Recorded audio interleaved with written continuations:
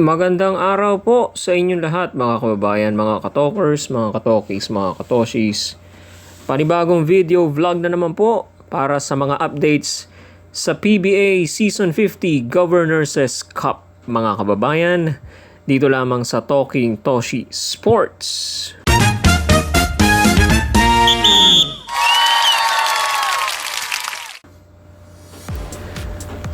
Alright.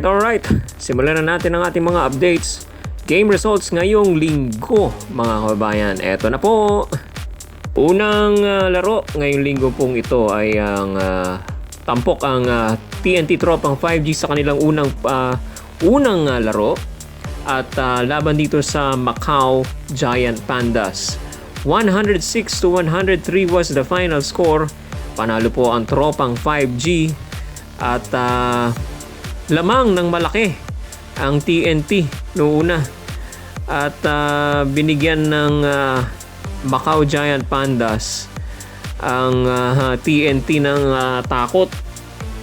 Macau gave TNT scare na parang animo ay maagaw nila ang panalo rito sa TNT dahil dito sa magandang habol at run na ginawa ng Giant Panda sa pangunguna ni Chong Kui, no? Yan. So, kagayon pa man, panalo pa rin ng TNT, mga kababayan. Kaya lang, nabawasan ng husto yung kanilang lamang. Okay, 3 points lang ang lamang ng TNT sa kanilang pagkapanalo. Again, it's 106-103. Ang best player po natin dito, walang iba kundi itong si Ray, the Stingray ng Batak. Player of the game is Ray ng Batak with 23 points, 6 assists at 8 out of 15 from the field, mga kababayan. Good performance. Maganda rin ang performance ito si Ray ng Batak. Okay. At ang kailangan lang niya rito sa konferensyang ito ay maging consistent, mga kababayan. Okay? Kasi ang laruan nito, maganda naman, ano? Maganda ang mga galawan. Kaya lang, hindi siya consistent. No? Day in, day out.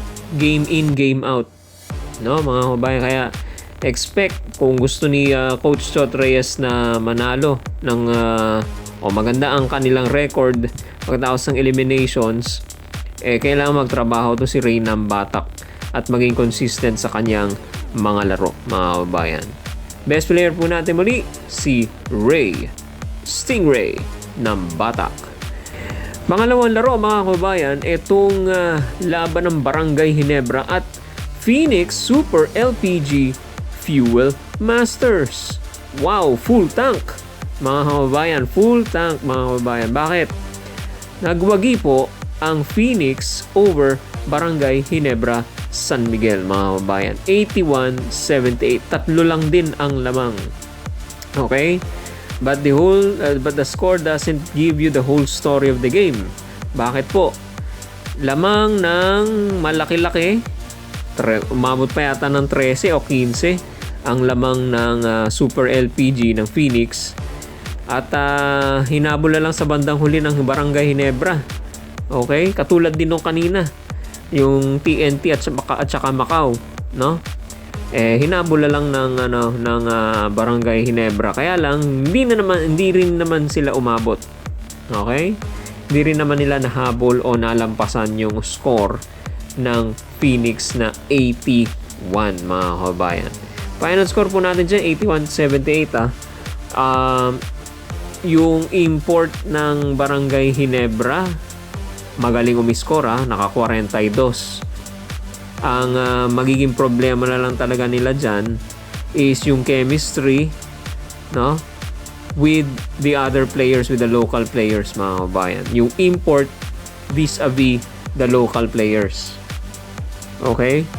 At saka yung kanyang familiarity. Una-una doon sa sistema ni Coach Team Cone. Pangalawa doon sa mga functions at anong uri ng laro ang inilalabas ng bawat player na kanyang makakalaro sa loob ng court. May importante 'yon. Alam niya kung ano yung magagawa niya, ano yung magagawa nung kakampi niya ano ang limitations nung kakampi niya, anong strength ng mga kakampi niya. Okay, siya yan ba shooter, slasher, pumapasok ba sa loob yan, pumoposte ba yan, tumitira ba ng tres yan, kahit malaki, etc. etc. Yun na muna dapat aralin niya. Pero so far, nakita natin si, nakakalimutan ko pangalan, letter G ang apelido no? Well, anyway, naka-42 siya yung import ng Barangay Ginebra. Okay, pero that's not enough. Okay, alam naman natin sa PBA or sa basketball in general, it's a team sport, not an individual sport. So kahit maka 40, 50 ka, talo ka naman, wala rin. Hindi ka sinuportahan nung local dahil hindi ka naman namasa, hindi mo pinasa yung bola, hindi mo shinare yung bola, wala rin, talo rin kayo. Okay? Okay, so itong si BJ Johnson, maganda rin, perfect fit siya rito sa Phoenix, mga kabayan. Ako, basa ko ganun, no? Pati yung import ng Blackwater, napapabilib ako, mga kabayan. Okay? Kaya naman sila ang nangunguna sa team standings ngayon. Mamaya, tingnan natin, silipin natin yung team standings mamaya. Okay, so yan po, 81-78 is the final score. Best player of the game. Wow, si Richie Rivero, mga kabayan, with 16 points, 9 rebounds, and 3 assists. Player of the game is Richie Rivero. Ano ang epekto nitong mga resultang ito sa ating team standings? Silipin na natin ang ating mga team standings. Group A and Group B, ayan. Okay, as of July 20, 2026, Group A. Nauuna pa rin ang dalawang team na may 3 panalo at wala pang talo. 3-0. NLEX Road Warriors at Converge Fiber Xers, mga kabayan.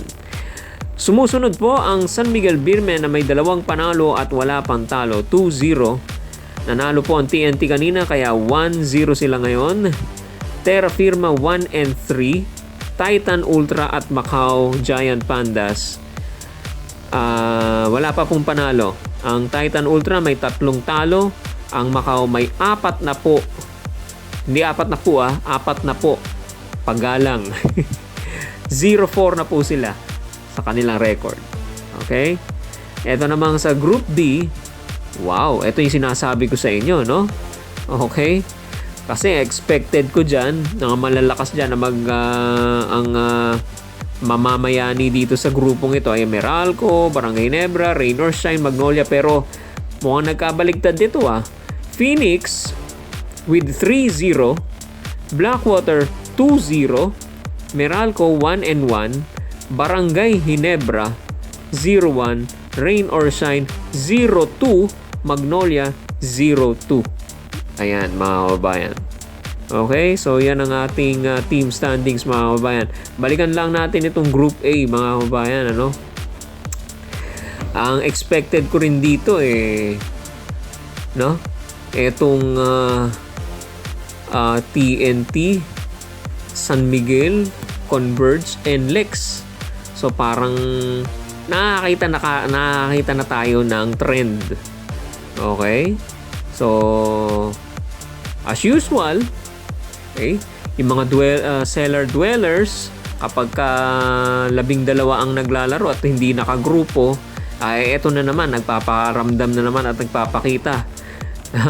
Yung Terra Firma, Titan Ultra at saka yung Macau. So parang nakikinikinita na natin yung hinaharap.